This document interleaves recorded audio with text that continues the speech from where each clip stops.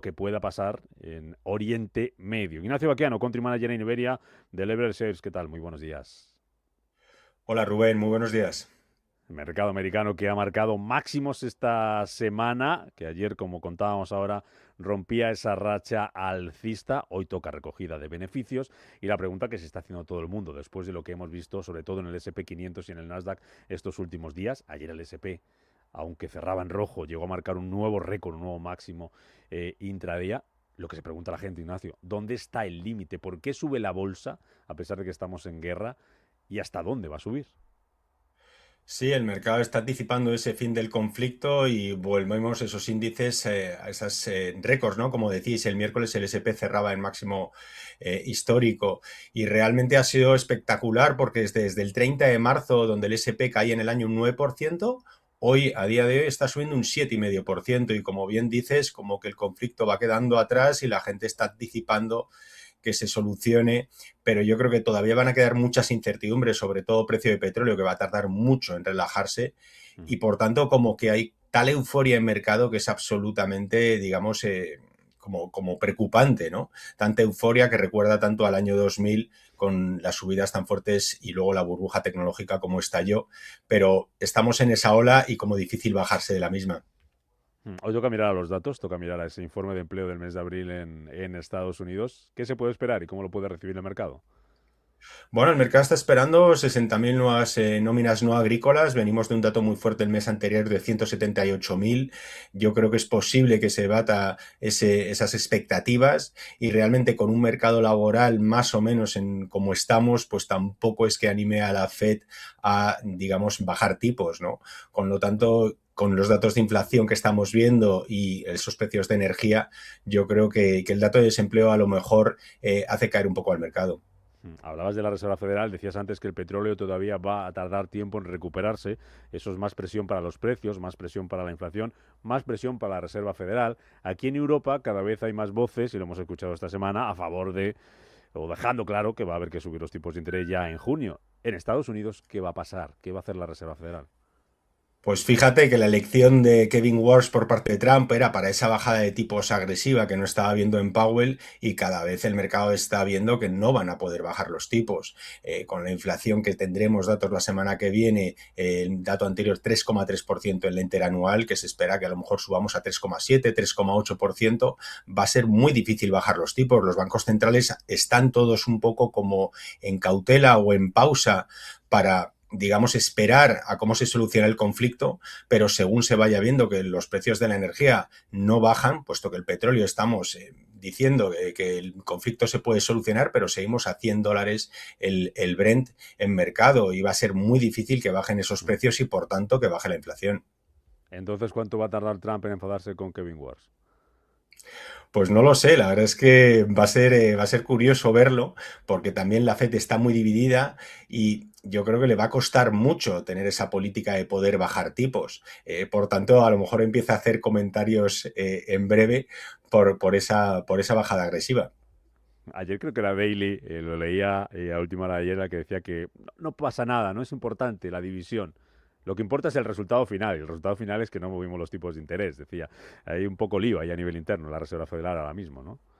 Sí, pero también Kevin Wars ya empieza el mercado a decir que es más bien halcón, es decir, él ya se oponía con Bernanke Ah. a bajadas de tipos o a esos tipos casi en cero que estaban entonces y yo creo que va a permanecer un poco firme con esa perspectiva y cada vez va a ser más difícil que un miembro de la Fed abogue por bajada de tipos. Por tanto, como que yo creo que a lo mejor el consenso con Kevin Wars llega un poco mejor que lo que está pasando con Powell, que se veía que muchos gobernadores trataban de forzar esa baja de tipos un poco por contentar a Trump y a lo mejor llevarse ellos el cargo.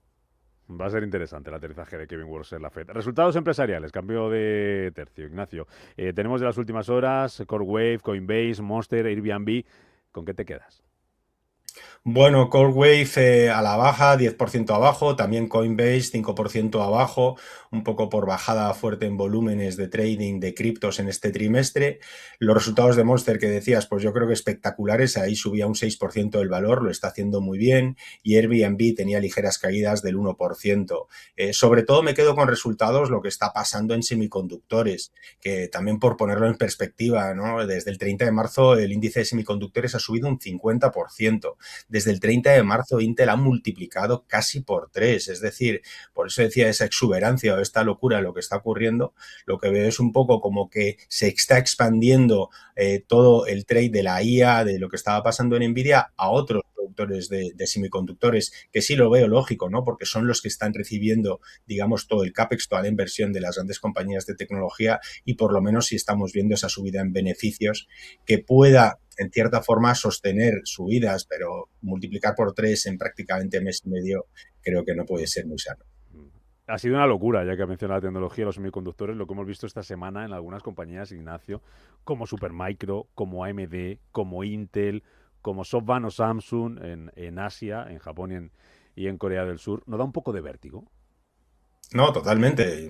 Yo creo que es que no puedes multiplicar por 3 en 40 días y quedarte tan tranquilo, sobre todo porque Intel sí ha dado muy bien la vuelta a la compañía, el nuevo CEO, con el tiempo que lleva, que no creo que llegue a año y medio, y como que asusta, digamos, todas esas subidas. Veremos los resultados de Nvidia el 20 de mayo, que yo creo que van a ser claves, es ya la última de tecnología que queda por publicar. Sí hemos visto muy buenos resultados en general, han subido beneficios un 21% y lleva prácticamente publicado el 80% del S&P 500, y sobre todo esos 7 magníficos sí que han publicado muy bien, pero incluso aumentaban su gasto en IA, su gasto en CAPEX, que ya llega en torno a 700.000 millones para este año. La semana que viene ya, Ignacio, mirando para allá, para los próximos días que hay que vigilar.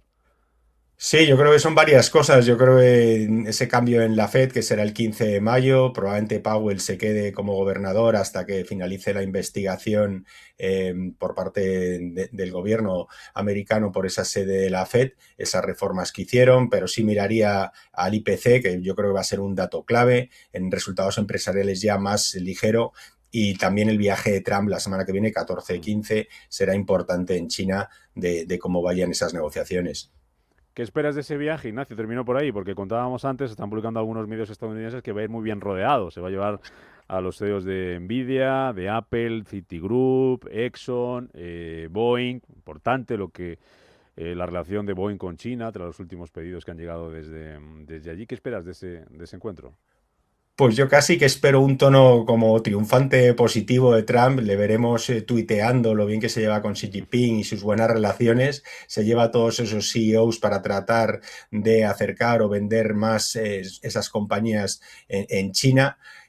Veo ese tono positivo, también veo las conversaciones que puedan comentar sobre precios de petróleo, el conflicto Irán, cómo puedan resolverlo, fentanilo, Taiwán, pero sobre todo espero tono de Trump triunfante y que eso incluso pueda animar más a mercados.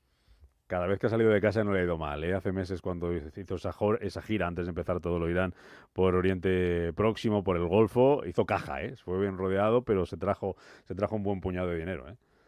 Sí, justamente, y también no lo hemos mencionado, pero es que llevan prácticamente 10 años sin visitar un presidente americano China, Sí. que de hecho fue Trump en 2017, y yo creo que como que China está mirando más allá, mira en el largo plazo, mira casi ya en el año que Trump deje la presidencia y que se relaje un poco las relaciones con Estados Unidos. Xi Jinping está mirando pues a ese largo plazo y creo que la previsión de China pues puede ser mejor que mirar a 1 o 2 años como pueda estar haciendo Trump. Ignacio Baquiano, Lever 6, gracias como siempre por este análisis de los viernes aquí a primera hora en Capital Intereconomía. Que vaya bien el día, buen negocio y buen fin de semana. Gracias a vosotros, Rubén, buen fin de semana.